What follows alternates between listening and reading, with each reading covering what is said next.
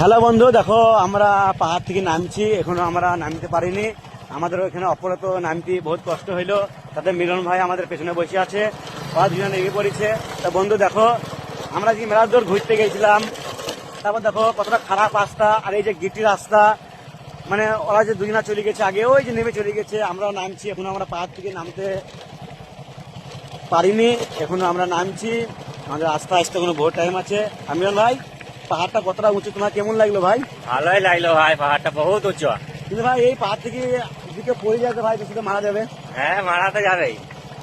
আর এই যে কিন্তু মারা গেলেও কেউ এখানটা কোনো খোঁজ খবর পাবে না। কেউ খোঁজ খবর পাবে না, না? তা আমরাও পাহাড়টা এসেছিলাম, আমাদের গ্রামের বন্ধু বান্ধবরা যেন দেখতে পাই।